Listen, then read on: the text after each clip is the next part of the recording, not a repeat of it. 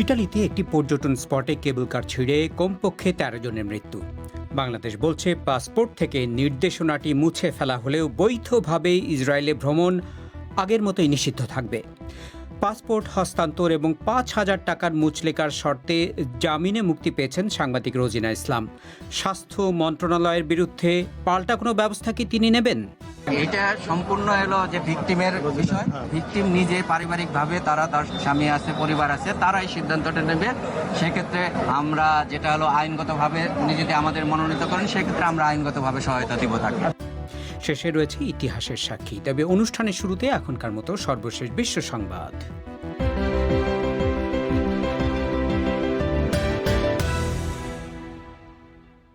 BBC Bangla বিশ্ব সংবাদ পড়ছি মিজানুর রহমান খান। লিথুয়ানামুখী একটি যাত্রী বিমানকে জোর করে বেলারুশের রাজধানী মিনস্কে নামিয়ে তার ভেতর থেকে বিরোধী একজন রাজনীতিককে গ্রেফতার করা হয়।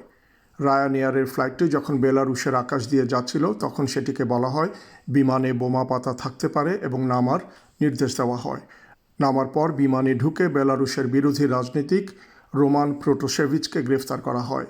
মিস্টার প্রোটোসেভিচ নেক্সটা নামের একটি নিউজ পোর্টালের প্রতিষ্ঠাতা এবং বেলারুশের সাম্প্রতিক সরকার বিরোধী বিক্ষোভে বড় ভূমিকা রেখেছিলেন। ইটালির উত্তরাঞ্চলে মাউন্টের কেবল কার ছিঁড়ে পড়ে গিয়ে কমপক্ষে ১৩ জনের মৃত্যু হয়েছে। আহত ২ জন শিশুকে এয়ার অ্যাম্বুলেন্সে করে হাসপাতালে পাঠানো হয়েছে। মাগরি লেকের কাছে ১৪০০ মিটার উঁচু পাহাড়ে ওঠার জন্য এই কেবল কার ব্যবহার করা হয়। জানা গেছে চূড়ায় পৌঁছানোর ঠিক আগে তারটি ছিঁড়ে পড়ে। ইরান বলছে জাতিসংঘের পরমাণু সংস্থা IAEA-এর সাথে করা তাদের সাময়িক চুক্তিটির মেয়াদ শেষ হয়ে গেছে, যার অর্থ হলো পরিদর্শকদেরকে এখন আর সে দেশের কিছু পরমাণু কেন্দ্রের কাজকর্মের ভিডিও ধারণ করতে দেওয়া হবে না। আন্তর্জাতিক পরমাণু সংস্থা IAEA বলছে সংস্থার প্রধান রাফায়েল গ্রসি চুক্তিটি নবায়নের চেষ্টা করছেন। গত বছরের শেষ দিকে ইরানি পার্লামেন্ট কিছু পরমাণু স্থাপনায় স্বল্প সময়ের নোটিশে আকস্মিক পরিদর্শনের অবসান ঘটানোর পক্ষে ভোট দেয়, কিন্তু ফেব্রুয়ারিতে ৩ মাসের একটি চুক্তি হয় যাতে ইন্সপেক্টরদের ওই স্থাপনাগুলোতে ক্যামেরায় তোলা ছবি দেখার সুযোগ দেওয়া হয়। এই পরিদর্শন একটি আন্তর্জাতিক প্রয়াসের অংশ, যার লক্ষ্য এটা নিশ্চিত করা যাতে ইরান কখনো পরমাণু অস্ত্র বানাতে না পারে।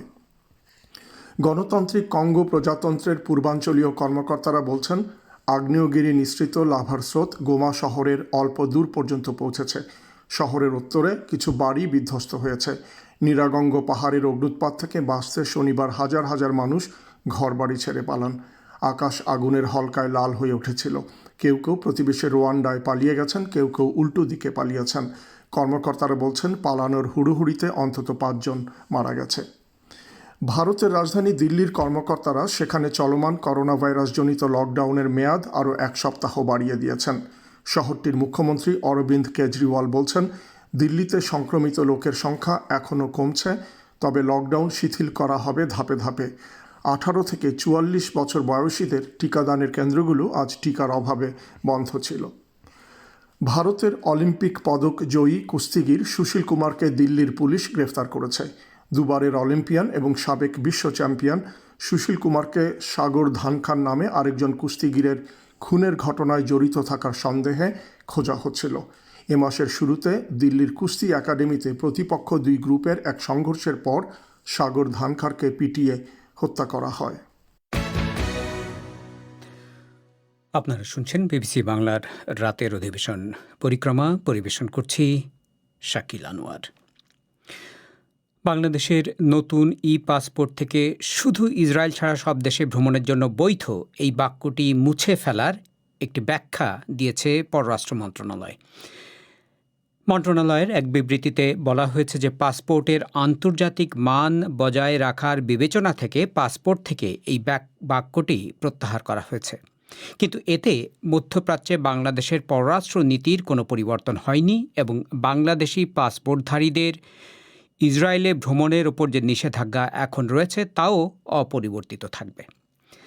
বিস্তারিত জানাতে ঢাকার স্টুডিও থেকে এখন আমার সাথে যোগ দিচ্ছেন আমাদের সংবাদদাতা ফারহানা পারভিন। ফারহানা, এই যে বাংলাদেশের পাসপোর্ট থেকে শুধু ইসরায়েল ছাড়া সব দেশে ভ্রমণের জন্য বৈধ, এটা যে বছরের পর বছর রয়েছে এটা মুছে দেয়া হয়েছে, তো এর একটা ব্যাখ্যা দেয়া হয়েছে যেটা ঠিক ব্যাখ্যাটা কী? আর শাকিল, পররাষ্ট্র মন্ত্রণালয় থেকে আজ যেই বিবৃতিটি দেওয়া হয়েছে সেটি বিশ্লেষণ করলে মূলত 4টি জিনিস আসলে বের হয়ে আসছে। সেখানে যে ব্যাখ্যার বিষয়টি আপনি বলছিলেন, তারা বলছেন যে ইসরায়েলের পররাষ্ট্র মন্ত্রণালয় থেকে একটি টুইট বার্তা করা হয়েছে যেটি বাংলাদেশের পররাষ্ট্র মন্ত্রণালয়ের নজর এসেছে, এবং তারা বলছেন যে ইসরায়েল ছাড়া সব দেশ এই পর্যবেক্ষণটি নতুন ইস্যু করা ই পাসপোর্টে না থাকার কারণে একটা বিভ্রান্তি তৈরি হয়েছে বলে তারা মনে করছেন, এবং এই বিভ্রান্তিটা কাটিয়ে স্পষ্ট করার জন্য, পরিষ্কার করার জন্য তারা বলছেন যে এই পর্যবেক্ষণটি বাতিল করা হয়েছে এই কারণে যে ই পাসপোর্টটি আন্তর্জাতিক মান বজায় রাখার জন্য করা হয়েছে, এবং এর ফলে মধ্যপ্রাচ্যের সঙ্গে বাংলাদেশের বৈদেশিক নীতির কোনো পরিবর্তন হবে না, এবং বাংলাদেশের পাসপোর্টধারীদের জন্য ইসরায়েলের ভ্রমণ নিষিদ্ধই থাকবে। এই জায়গাটিতে আসলে বিভ্রান্তি তৈরি হচ্ছিল যে বাংলাদেশিরা কি তাহলে এখন ইসরায়েলে ভ্রমণ করতে পারবেন কি না এই পাসপোর্ট নিয়ে। তো সেটাই পররাষ্ট্র মন্ত্রণালয় থেকে পরিষ্কার করা হয়েছে যে ইসরায়েলের সাথে ভ্রমণ নিষিদ্ধই থাকবে, এবং বাংলাদেশের সাথে আপনি জানেন যে ইসরায়েলের কোনো ধরনের কোনো কূটনৈতিক সম্পর্ক নেই। সেই কথাটি আবারও এখানে উল্লেখ করা হয়েছে যে বাংলাদেশ সরকার ইসরায়েল ইস্যুতে তার অবস্থান থেকে সরে আসেনি, এবং বাংলাদেশ তার দীর্ঘদিনের অবস্থানে কঠোর থাকবে, এটিও উল্লেখ করা হয়েছে। আরেকটি বিষয় বিবৃতিতে বলা হয়েছে যে আল আকসা মসজিদ চত্বরে এবং গাজায় বেসামরিক মানুষের উপর ইসরায়েলি দখলদারি বাহিনীর নৃশংসতার নিন্দা জানানো হয়েছে এই বিবৃতিতে।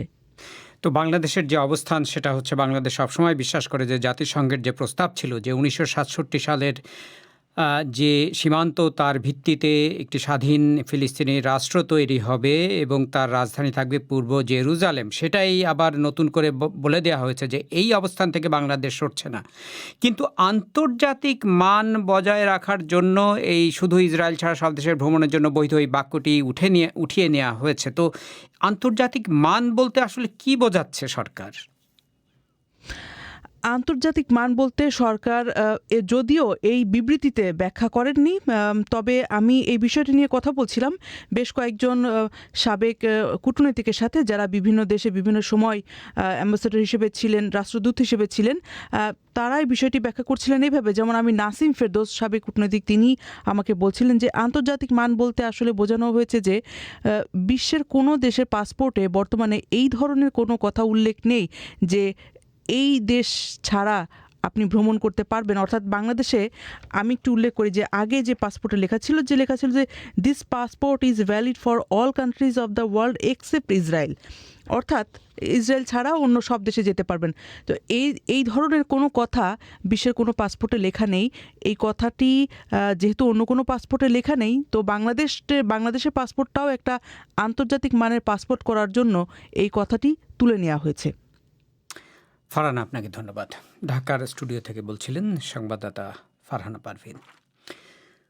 গোপন সরকারি তথ্য চুরির মামলায় আটক সাংবাদিক রোজিনা ইসলাম আজ প্রায় সপ্তাহখানেক পর কারাগার থেকে জামিনে মুক্তি পেয়েছেন। ঢাকার একটি আদালত আজ 5,000 টাকা মুচলেকা এবং তার পাসপোর্ট জমা দেওয়ার শর্তে রোজিনা ইসলামের জামিন মঞ্জুর করেন। এরপর বিকেলের দিকে কাশিমপুর কারাগার থেকে তাকে মুক্তি দেওয়া হয়। কারাগার থেকে তাকে সরাসরি হাসপাতালে নেওয়া হয়। রোজিনা ইসলামের আইনজীবীরা বলছেন, তার সাথে কথা বলেই তার বিরুদ্ধে করা সরকারের মামলা বা তাকে হেনস্থার প্রতিকার বিষয়ে তিনি কিছু করতে চান কিনা সে ব্যাপারে পদক্ষেপ নেওয়া হবে পরবর্তীতে। বিস্তারিত জানাচ্ছেন আমাদের সংবাদদাতা মুন্নি আক্তার। বাংলাদেশে রোববার সকালে ঢাকার একটি নিম্ন আদালতে জামিন হওয়ার পর প্রথম আলোর সাংবাদিক রোজিনা ইসলামের মুক্তির অপেক্ষায় কাশিমপুর কারাগারের বাইরে ভিড় করেন সাংবাদিক এবং তার পরিবারের সদস্যরা। অফিসিয়াল সিক্রেটস অ্যাক্টের মামলায় গ্রেপ্তার হওয়ার পর থেকে গত 5 দিন ধরে কাশিমপুর হাই সিকিউরিটি কেন্দ্রীয় কারাগারেই বন্দী ছিলেন তিনি। বিকেল 4টার পর তিনি মুক্তি পেয়ে বের হয়ে আসেন কারাফটক পার হয়ে। উপস্থিত সাংবাদিকরা তাকে ফুল দিয়ে শুভেচ্ছা জানান। কারাগার থেকে ফেরার পথে রোজিনা ইসলামের ভাই মোহাম্মদ সেলিমের সাথে কথা বলার সময় এমনটাই জানাচ্ছিলেন তিনি। আমরা বাসার দিকে যাব বলে মনস্থির করেছি, হাজবেন্ড আসতে পারেনি, আমরা সকালে চলে আসছি। এর আগে রোববার সকালে ঢাকার মুখ্য মহানগর হাকিমের ভার্চুয়াল আদালতে রোজিনা ইসলামের জামিনের বিষয়ে শুনানি অনুষ্ঠিত হয়। এতে রাষ্ট্রপক্ষের আইনজীবীরা জানান, মামলাটি অত্যন্ত স্পর্শকাতর হওয়ায় পাসপোর্ট জমা রাখার শর্তে এ মামলায় জামিনের বিষয়টি আদালত বিবেচনা করতে পারে বলে রাষ্ট্রপক্ষ প্রস্তাব করে। এই শর্তে আসামিপক্ষ কোনো আপত্তি না তুললে আদালত ৫,০০০ টাকা মুচলেকা ধার্য করে রোজিনা ইসলামকে জামিন দেয়। সাথে তাকে পাসপোর্ট জমা দেওয়ার শর্তও জুড়ে দেওয়া হয়। জামিনাদেশের পর সাংবাদিকদের একথা বলেন রাষ্ট্রপক্ষের প্রধান পাবলিক প্রসিকিউটর আব্দুল্লাহ আবু। রোজিনা ইসলামের বিরুদ্ধে যে মামলাটি অত্যন্ত গুরুত্বপূর্ণ, অত্যন্ত সেন্সিটিভ, তারপরেও আমরা রাষ্ট্রপক্ষ থেকে এই জামিনের ব্যাপারে আমরা কনসিডার করার কথা বলেছি এবং বলেছি যে যদি এই আসামি তার পাসপোর্ট যদি আদালতে সাবমিট করে এবং বিদেশে যদি না যায় তাহলে তাকে অন্তর্বর্তীকালীন জামিন দেওয়া যেতে পারে। সেক্ষেত্রে রাষ্ট্রপক্ষের কোনো আপত্তি নাই, এটা আমরা বলেছি এবং আসামি পক্ষ তারাও এটা মেনে নিয়েছে। আদালত উভয় পক্ষ শুনে ৫,০০০ টাকার বন্ডে তার জামিন মঞ্জুর করেছে। আসামি পক্ষের আইনজীবী এহসানুল হক সমাজি বলেন, গত বৃহস্পতিবার আদালত এ মামলায় জামিনের শুনানির পর রোববার দিনটি সিদ্ধান্ত নেয়ার জন্য নির্ধারণ করে। সে অনুযায়ী আজ দুই পক্ষের বক্তব্য শুনে আদালত জামিনের বিষয়ে রাষ্ট্রপক্ষের শর্ত মেনে নিলে জামিন দেওয়ার সিদ্ধান্ত জানানো হয়। আমরা বিজ্ঞ আদালতকে বলেছি, রাষ্ট্রপক্ষ যে প্রস্তাবনা দিয়েছে আমরা লার্নেড পাবলিক প্রসিকিউটরের এই প্রপোজালটাকে সাধুবাদ জানাই। দ্বিতীয়ত হলো আমরা এটার সাথে দ্বিমত পোষণ করি না। তখন বিজ্ঞ আদালত উভয় পক্ষ বক্তব্য বিবেচনায় নিয়ে আসামি রোজিনাকে ৫,০০০ টাকার মুচলেকা জামিন মঞ্জুর করেছে। রোজিনা ইসলামের আরেকজন আইনজীবী প্রশান্ত কর্মকার বলেন, ১৫ই জুলাই এ মামলার তদন্ত প্রতিবেদন জমা দেওয়ার কথা রয়েছে। স্বাস্থ্য মন্ত্রণালয়ের দায়ের করা এ মামলায় তার বিরুদ্ধে সচিবালয় থেকে সরকারি নথি চুরির অভিযোগ আনা হয়েছে। যারা হেনস্থা করেছেন তাদের বিরুদ্ধে আইনগত কোনো পদক্ষেপ নেওয়া হবে কিনা সেই প্রসঙ্গে মিস্টার কর্মকার বলেন, এমন সিদ্ধান্ত রোজিনা ইসলাম এবং তার পরিবারের সদস্যরাই নেবেন। এটা সম্পূর্ণ হলো যে ভিকটিমের বিষয়। ভিকটিম আসার পর ভিকটিম নিজে পারিবারিকভাবে তারা তার স্বামী জানে, স্বামী আছে, পরিবার আছে, তারাই সিদ্ধান্তটা নেবে। সেক্ষেত্রে আমরা যেটা হলো আইনগতভাবে উনি যদি আমাদের মনোনীত করেন সেক্ষেত্রে আমরা আইনগতভাবে সহায়তা দিব তাকে। গত ১৫ই মে সচিবালয়ে ৬ ঘণ্টা আটকে রাখার পর রাতে শাহবাগ থানা পুলিশের কাছে রোজিনা ইসলামকে হস্তান্তর করা হয়। এ ঘটনা দেশজুড়ে ব্যাপক আলোড়ন সৃষ্টি করে। সাংবাদিকদের সব সংগঠন প্রতিবাদ অব্যাহত রাখে। মুন্নি আক্তার। ভারতে কেন্দ্রীয় সরকারের হিন্দুত্ববাদী এজেন্ডা এবং অবৈজ্ঞানিক কর্মকাণ্ডে সমর্থনের কারণে করোনা মহামারীর বিরুদ্ধে লড়াই কঠিন হয়ে পড়ছে বলে অভিযোগ উঠছে। তিলের তেল, নারকেলের তেল, গাওয়া ঘি নাক দিয়ে টেনে কিংবা গোমূত্র, গোবর ব্যবহার করে যেভাবে বিজেপি নেতা মন্ত্রীরা করোনা চিকিৎসায় উৎসাহ দিচ্ছেন তার বিরুদ্ধে সেদেশে প্রতিবাদ ক্রমেই তীব্র হচ্ছে। এদিকে সরকারের ঘনিষ্ঠ আয়ুর্বেদ গুরু বাবা রামদেব প্রকাশ্য সভা থেকে অ্যালোপ্যাথিকে আক্রমণ করার পর ভারতের চিকিৎসকদের সবচেয়ে বড় সংগঠন ইন্ডিয়ান মেডিকেল অ্যাসোসিয়েশন তার বিরুদ্ধে মহামারী আইনে ব্যবস্থা নেওয়ার দাবি জানিয়েছে। পাশাপাশি আবার রামদেবের প্রতিষ্ঠানের তৈরি তথাকথিত করোনা প্রতিষেধক বাজারে বিক্রি হচ্ছে হু হু করে। দিল্লি থেকে এই বিষয়ে আরও জানাচ্ছেন আমাদের সংবাদদাতা শুভজ্যোতি ঘোষ। আয়ুর্বেদ, ভেষজ বা নেচারোপ্যাথির মতো চিকিৎসার জন্য ভারত সরকারের যে আলাদা মন্ত্রণালয় আছে, সেই আয়ুষ কোভিডের বিরুদ্ধে রোগ প্রতিরোধ ক্ষমতা গড়ে তোলার জন্য সম্প্রতি একটি নির্দেশিকা জারি করেছে। সেখানে তিলের তেল, নারকোল তেল বা গাওয়া ঘি সকাল বিকাল নাক দিয়ে টানতে পরামর্শ দেওয়া হয়েছে। বলা হয়েছে, নাক দিয়ে না পারলে মুখে নিয়ে কুলকুচও করতে পারেন। কর্ণাটকে সিনিয়র বিজেপি নেতা বিজয় শঙ্কেশ্বর অনুগামীদের বলেছেন, অক্সিজেনের অভাব থাকলে নাক দিয়ে লেবুর রসও নাকি টানা যায়, তাতে অক্সিজেন লেভেল ৮০% বেড়ে যাবে। এই ধরনের বিতর্কিত সব পরামর্শের মধ্যেই অ্যালোপ্যাথিকে তীব্র ভাষায় আক্রমণ করেছেন ভারতে আয়ুর্বেদ ও ভেষজ চিকিৎসার পোস্টার বয় বাবা রামদেব। एलोपैथी एक ऐसी स्टूपिड और दिवालिया साइंस है कि पहले क्लोरोक्विन फेल हुई, फिर रेमडेसिविर फेल हो गई। সোশ্যাল মিডিয়াতে দুদিন আগে ছড়িয়ে পড়া এক ভিডিওতে দেখা গেছে, প্রকাশ্য সভা থেকে বাবা রামদেব বলছেন, অ্যালোপ্যাথি একটি নির্বোধ ও দেউলিয়া শাস্ত্র। Chloroquine, remdesivir, antibiotic, steroid, FabiFlu তাদের সব ওষুধই করোনার চিকিৎসায় ব্যর্থ হয়েছে। তিনি আরও দাবি করেন, শুধু অ্যালোপ্যাথিক ওষুধ খাওয়ার কারণেই নাকি মহামারীতে লাখ লাখ লোক মারা গেছেন। लाखों लोगों की मौत एलोपैथी की दवा खाने से हुई है। ইন্ডিয়ান মেডিকেল অ্যাসোসিয়েশন এরপর আর নীরব থাকতে পারেনি। তারা শনিবার এক বিবৃতি দিয়ে দাবি করেছে, হয় সরকার রামদেবের বিরুদ্ধে মহামারী আইনে চার্জ আনুক, অথবা আধুনিক চিকিৎসার সব ব্যবস্থাই দেশ থেকে তুলে দিক। রামদেবের প্রতিষ্ঠান পতঞ্জলি যোগপীঠ যদিও এরপর দাবি করেছে, তাদের কর্ণধারকে আউট অব কনটেক্সট উদ্ধৃত করা হয়েছে। এই বিতর্ক অবশ্য থাকছেই যে করোনার মোকাবিলায় সরকার অবৈজ্ঞানিক ও অপরীক্ষিত পন্থাকেই বেশি গুরুত্ব দিচ্ছে। गिलोय है, तुलसी है, इस सबको हमने अभी तक इंडिविजुअल फॉर्म में हम ले रहे थे, तो हमें अलग अलग टैबलेट लेनी थी, लेकिन ये जब एक ही प्रोडक्ट इतना अच्छा है तो फिर इसको क्यों ना लें। যেমন পতঞ্জলির তৈরি ভেষজ ওষুধ করোনিল, যা করোনা প্রতিষেধক বলে দাবি করা হচ্ছে। এটি লঞ্চ করার সময় উপস্থিত ছিলেন দেশের স্বাস্থ্যমন্ত্রী ও পরিবহন মন্ত্রী, এবং কোটি কোটি মানুষ তা কিনছেনও। কেউ বলছেন সব জড়িবুটির গুণ এক ওষুধে পেলে কেন নেবেন না। কারো আবার যুক্তি, ভালো ছাড়া খারাপ তো কিছু হবে না, পার্শ্ব প্রতিক্রিয়াও নেই, তো কেন নেব না।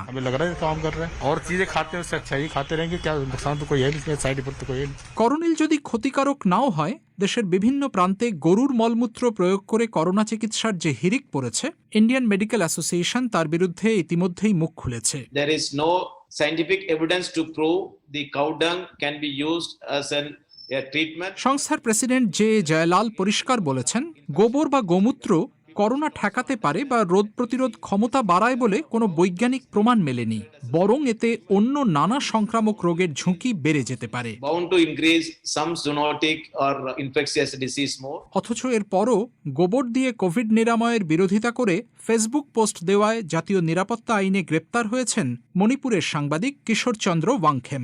If you arrest such a person saying that you are a threat to national security, then what kind of a nation have we built? Supreme কোর্টের সিনিয়র আইনজীবী সন্তোষ হেগড়ে বলছেন, কুসংস্কারে বিশ্বাস না করে বিজ্ঞানে আস্থা রাখতে বলার জন্য যদি কাউকে এভাবে গ্রেপ্তার হতে হয়, তাহলে প্রশ্ন উঠবেই, এতদিনে কি ধরনের দেশ আমরা বানিয়েছি। An absolute scientific truth that don't give in into superstitious nonsense. This particular government is very strongly trying to strengthen, support and encourage the Indian systems of medicine. So it's a part of that trajectory. ভারতের সাবেক স্বাস্থ্য সচিব কে সুজাতা রাও বলছেন, দেশের বর্তমান সরকার দেশজ চিকিৎসা পদ্ধতিকে promote করতে আয়ুষ নামে একটা আলাদা মন্ত্রণালয় পর্যন্ত বানিয়েছে। সেটা তারা করুক, ক্ষতি নেই, কিন্তু তাই বলে অ্যালোপ্যাথির মতো আধুনিক চিকিৎসা বিজ্ঞানকে যেভাবে উপেক্ষা করা হচ্ছে, সেটাই সবচেয়ে দুর্ভাগ্যের। Allopathy, a modern system of medicine, we have to recognize it's implicitly a recognition of the fact that scientific advances. মহামারীর সেকেন্ড ওয়েভে গোটা দেশ যখন বিপর্যস্ত, তখনই কিন্তু ধীরে ধীরে এই ধরনের অবৈজ্ঞানিক কর্মকাণ্ডের বিরুদ্ধে ভারতে প্রতিবাদ দানা বাঁধছে। ঐতিহাসিক রামচন্দ্র গুহ একাধিক নিবন্ধে এর সম্পর্ক টেনেছেন বিজেপির হিন্দুত্ববাদী এজেন্ডার সঙ্গে। বিজ্ঞানী ও চিকিৎসকদের সংগঠনগুলোও করোনা চিকিৎসার নামে কুসংস্কার ছড়ানোর বিরুদ্ধে ক্রমশ মুখ খুলতে শুরু করেছে। শুভজ্যোতি ঘোষ, দিল্লি থেকে। ক্রিকেটের একটি খবর, ঢাকায় চলতি একদিনের ম্যাচের ক্রিকেট সিরিজের প্রথম ম্যাচে স্বাগতিক বাংলাদেশ আজ 33 রানে শ্রীলঙ্কাকে হারিয়েছে। দিন রাতের এই ম্যাচে প্রথমে ব্যাট করে বাংলাদেশ 6 উইকেটে তোলে 257 রান। মুশফিকুর রহিম 84 এবং হাফ সেঞ্চুরি করেছেন তামিম ইকবাল এবং মাহমুদুল্লাহ। জবাবে 48 ওভার 1 বলে 224 রানে শ্রীলঙ্কার ইনিংস শেষ হয়ে যায়। তাদের ব্যাটসম্যান হাসারাঙ্গা 74 রান করেছেন। বাংলাদেশের বোলার মেহেদী হাসান মিরাজ 4টি এবং মুস্তাফিজুর রহমান 3টি উইকেট পেয়েছেন। আপনারা শুনছেন বিবিসি বাংলার রাতের অধিবেশন পরিক্রমা। এবার ইতিহাসের সাক্ষী।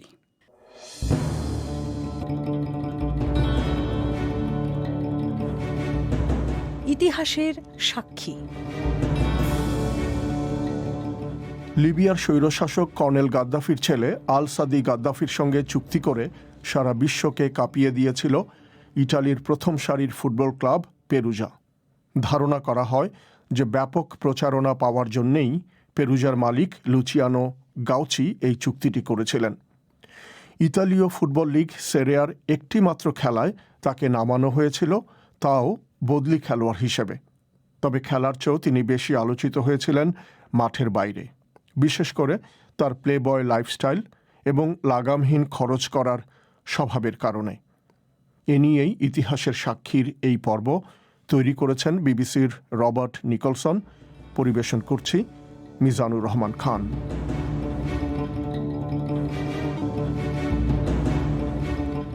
2003 সালের গ্রীষ্মকাল। ইটালির প্রথম সারির ফুটবল ক্লাব পেরুজা মৌসুম শুরু হওয়ার আগে তাদের অনুশীলন ক্যাম্প শুরু করেছে। রেলিগেশন এড়ানোর জন্য তারা কঠোর পরিশ্রম করছিল, কিন্তু এবছর তাদের টিম ছিল বেশ শক্তিশালী। দলে অভিজ্ঞ ফুটবলার যেমন ছিল তেমনি ছিল বেশ কিছু নতুন খেলোয়াড়ও, যারা আরও বড় ক্লাবে যাওয়ার লক্ষ্যে নিজেদের দক্ষতা প্রমাণ করতে চাইছিল। পেরুজার ফরওয়ার্ডে খেলতেন 21 বছর বয়সী জে বথরয়েড। তিনি গেছেন ইংল্যান্ড থেকে। এই ক্লাবে ভালো ভালো ফুটবলার ছিল। এটা ছিল একটা পরিবার কেন্দ্রিক ক্লাব, বেশ ভালোই ছিল। এই ক্লাবেরই গোলরক্ষক ছিলেন অস্ট্রেলিয়ার জোকো ক্যালাচ। ক্লাবের সবাই তাকে খুব পছন্দ করত। আমরা সবাই খেলছিলাম টিকে থাকার জন্য। সেরিয়াতে টিকে থাকতে পারাটাই আমাদের জন্য ছিল লিগের শিরোপা জেতার মতো। খবরে বলা হচ্ছে সেরিয়ায় তীব্র প্রতিযোগিতার মধ্যে টিমে নতুন একজন ফুটবলার নেওয়া হয়েছে। তিনি সাদি আল গাদ্দাফি। আধুনিক ফুটবলের ইতিহাসে তাকে দলে নেওয়ার ঘটনা ছিল এক অস্বাভাবিক বিষয়।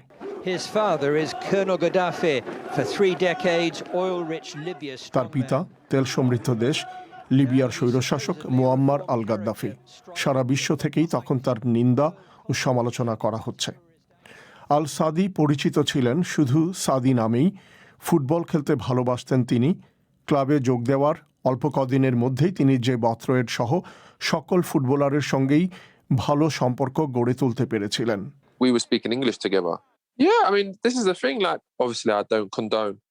আমরা দুজন ইংরেজিতে কথা বলতাম। তার পিতা লিবিয়ার লোকজনের প্রতি যা করেছেন তার জন্য আমি তার পিতাকে ক্ষমা করতে পারি না। আমি শুধু সাদির সঙ্গে আমার সম্পর্কের ব্যাপারে কথা বলতে পারি। সে ছিল মৃদুভাষী, খুব শান্ত এবং উদার প্রকৃতির মানুষ।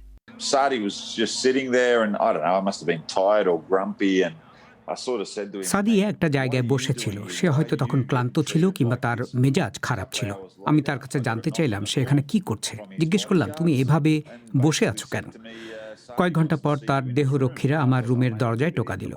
আমাকে বলল যে সাদি তার রুমে আমার সঙ্গে কথা বলতে চায়। আমি ভাবলাম এখানেই হয়তো আমার জীবনের শেষ, হয়তো মৃত্যুও হতে পারে। তার সঙ্গে আমার কথাবার্তা হলো। পরে সে বলল যে এই প্রথম কেউ তার সঙ্গে এতটা খোলামেলা এবং সততার সঙ্গে কথা বলেছে। সেদিনের পর থেকে আমরা দুজন ভালো বন্ধু হয়ে গেলাম। কিন্তু সাদি খুব একটা ভালো ফুটবলার ছিলেন না। তবে নিজেকে উন্নত করার জন্য তিনি কঠোর পরিশ্রম করছিলেন। তার স্বপ্ন ছিল ফুটবল খেলা। তার তো কিছু না করলেও হতো, কারণ সে ছিল খুবই ধনী ব্যক্তি। সে তেমন ভালো খেলতেও পারত না।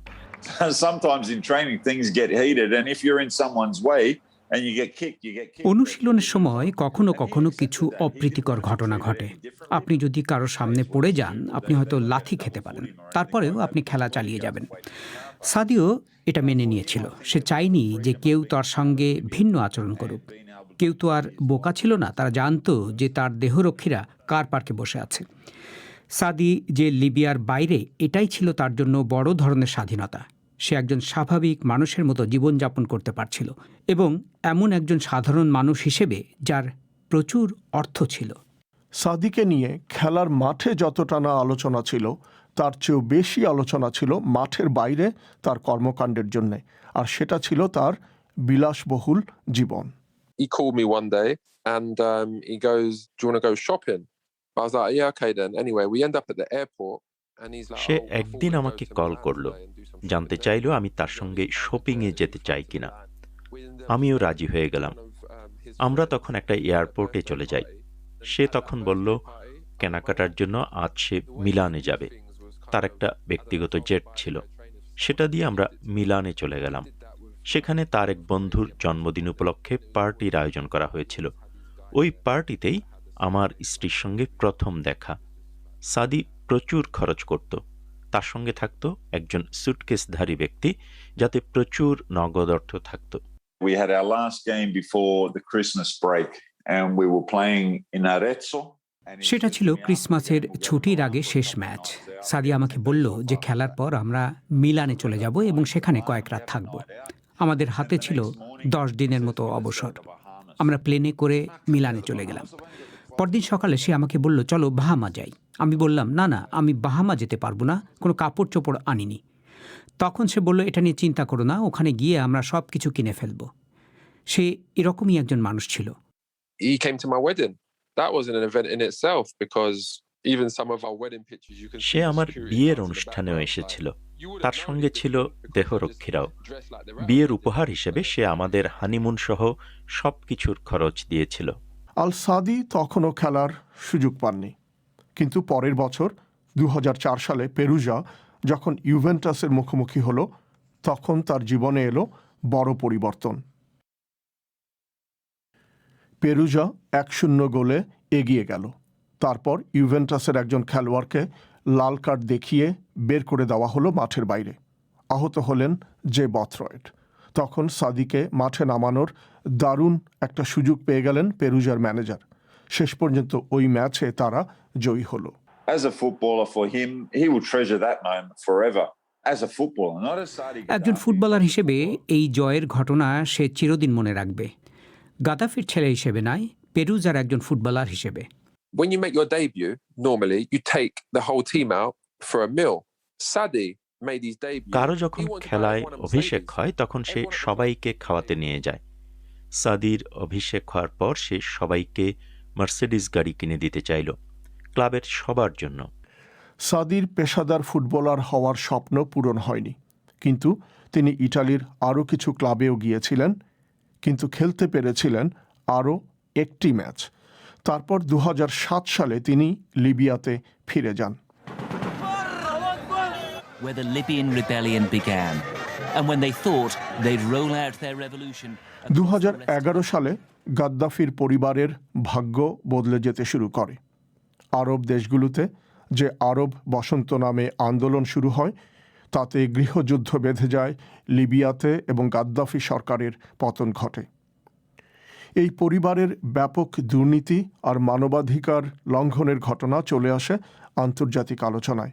2011 সালে বিবিসির এক অনুসন্ধানে দেখা যায় যে সাদি শত শত প্রতিবাদকারীকে গুলি করার নির্দেশ দিয়েছিলেন। Did Saadi Gaddafi give the order to shoot? When he came that day, he didn't give. একজন বলছেন তিনি যেদিন আসেন সেদিনই গুলি করার নির্দেশ দেননি। তিনি তাদেরকে আরও একদিন সময় দেওয়ার কথা বলেছিলেন যে এর মধ্যে যদি কোনো পরিবর্তন না হয় তখন তাদের উপর গুলি চালাতে। বিবিসির রিপোর্টার সাদির সঙ্গেও কথা বলেছিলেন, তিনি তার বিরুদ্ধে আনা অভিযোগ অস্বীকার করেছেন। তিনি বলেন তারা পুলিশ স্টেশনে হামলা চালাতে শুরু করে, সেখান থেকে অস্ত্রশস্ত্র নিয়ে যায়। তখন পরিস্থিতি তাদের জন্য খুব অনিরাপদ হয়ে পড়ে। সে সময় সাদি সম্পর্কে যেসব খবর আসতে থাকে সেসব খবর সম্পর্কে কোনো ধারণাই ছিল না তার সতীর্থ খেলোয়াড়দের। I don't know the full story. Like a lot of us don't know the full story. I only know him as a person and how. আমি তো সবকিছু জানি না, আমি তাকে একজন ব্যক্তি হিসেবেই চিনতাম। আমার কাছে সে ছিল বন্ধু, আমার কাছে সে স্বৈরাচারী ছিল না। পরে তার পরিবার সম্পর্কে যেসব বিষয় জানা গেছে সেগুলো সম্পর্কে আমার কোনো ধারণা ছিল না। But when you look back now, obviously, and you know about it, and you know where that money's coming from and stuff. এখন যদি পেছন ফিরে তাকান তাহলে এসব বিষয়ে জানতে পারছেন। এখন বুঝতে পারছেন যে এসব অর্থ কোত্থেকে আসতো। এসব তো অবশ্যই ভালো কিছু নয়। তখন এসব বিষয়ে আমাদের কিছুই জানা ছিল না। গাদ্দাফি সরকারের পতন ঘটে এবং গাদ্দাফি নিহত হন। লিবিয়া থেকে পালিয়ে যান সাদি, কিন্তু 2014 সালে তাকে দেশে ফিরিয়ে আনা হয় এবং এরপর থেকে তিনি সেখানেই আটক রয়েছেন। তিনি যে একসময় পেরুজার শার্ট পরে ফুটবল খেলেছেন, অনেকের কাছেই এখন সেটা এক অবিশ্বাস্য ঘটনা।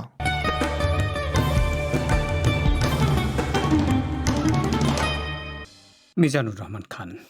এখনকার প্রধান খবর। বাংলাদেশ বলছে পাসপোর্ট থেকে ইসরায়েল বিষয়ক নির্দেশনাটি মুছে ফেলা হলেও বৈধভাবে ইসরায়েলে ভ্রমণ আগের মতোই নিষিদ্ধ থাকবে। আর পাসপোর্ট হস্তান্তর এবং 5,000 টাকা মুচলেকা শর্তে জামিনে মুক্তি পেয়েছেন সাংবাদিক রোজিনা ইসলাম। আমাদের পরবর্তী অধিবেশন আগামীকাল বাংলাদেশের সন্ধে 7:30, ভারতের সন্ধে 7টায় শুনবেন আশা করে। আমি শাকিল আনোয়ার আজকের মতো এখানেই বিদায় চাইছি।